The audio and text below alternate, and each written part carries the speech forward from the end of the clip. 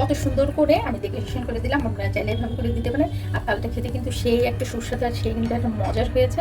আসসালামু আলাইকুম ভিউয়ার্স, খুব মজাদার এবং খুব সুস্বাদু একটা রেসিপি নিয়ে হাজির হলাম। সেটা হলো তাল, মানে তাল দিয়ে নারিকেল দিয়ে আর দুধ দিয়ে রান্না করে দেখিয়ে দিচ্ছি এটা কত সহজেই রান্না করা যায়, কত মজার হয়। আমি এখানে দুধটাকে আগে থেকে একটু জাল করে নিয়েছি, কারণ এটা গরুর দুধ যদি জমে যায় কিনা এই জন্য আমি দুধটাকে আগে থেকে একটু জাল করে নিয়েছি।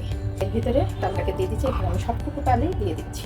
এই পর্যায়ে আমি খুব সুন্দর করে তালটাকে নেড়ে দেবো, না হলে নিচেই লেগে যেতে পারে। তাল রান্না করতে গেলে খেয়াল করবেন, দেখবেন তাল কিন্তু প্রচুর সেটে চারদিকে সেটে এবং এমনকি হাতটা সব জায়গায় সেটে কিন্তু লেগে যায়।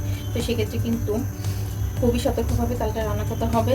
এই পর্যায়ে আমি তালের ভিতরে নারকেলটাকে দিয়ে দিচ্ছি। আমি এখানে নারকেলটাকে দিয়ে দিচ্ছি, আপনারা চাইলে বেশ কিছু নারকেল দিয়ে দিতে পারেন।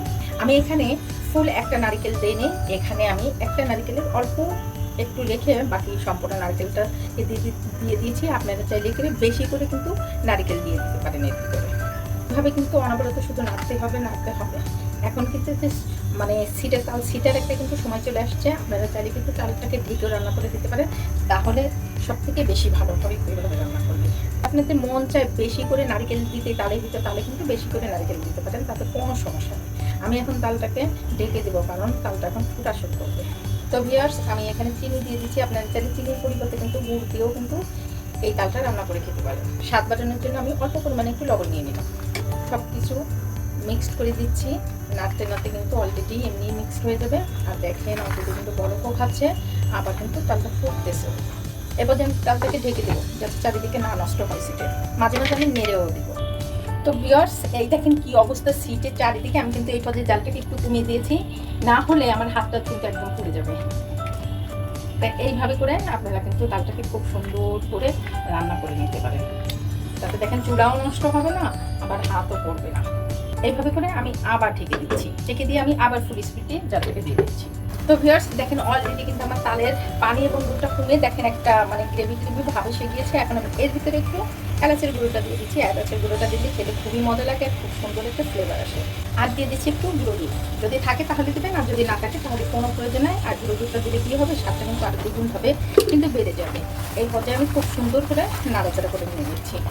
আর এইভাবে তালটা একটু রান্না করে একবার খেয়ে দেখুন কতটা টেস্ট আর কতটা মজার।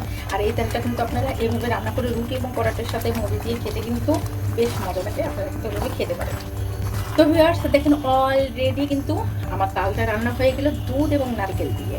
তো এই দুধ এবং নারকেলের তালটা কত সহজ এবং কত শর্টকাটে রান্না করে দেখিয়ে দিলাম। আপনার বাসায় একটু ট্রাই করেন, আশা করি খুব ভালো লাগবে। আর আমার তালটা কিন্তু আমি ডিপ ফ্রিজে রেখে দিয়েছিলাম, এখনও কিন্তু যথেষ্ট তাল আছে বাজারে, আপনারা চাইলে কিন্তু তালটা দিয়ে এভাবে রান্না করে খেতে পারেন। আমি এখন পরিবেশন করে দেখিয়ে দিচ্ছি। তো ভিউয়ার্স, দেখেন আমি এখানে ছোটো ছোটো 5টা বাটি নিয়েছি, এগুলোতে পরিবেশন করে নিচ্ছি। আর সবসময় একটা কথা মনে রাখবেন, পায়েস অথবা যে কোনো মিষ্টি জাতীয় খাবার একবারে ঢালবেন না কোনো বাটিতে। একবারে ঢেলে দিলে কি হবে, ওখান থেকে নিলে দেখবেন পরবর্তীতে পানি উঠে যায়, আর ওই খাবারটা খেতে কিন্তু বেশি ভালো লাগে না।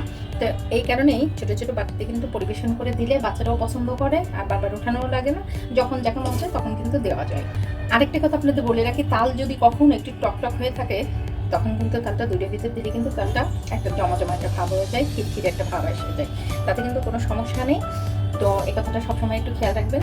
তো দেখেন আমি প্রত্যেকটা বাটিতে খুব সুন্দর করে নিয়ে নিলাম। এর উপরে আমি কিছু কিশমিশ দিয়ে খুব সুন্দর করে ডেকোরেশন করে দিচ্ছি।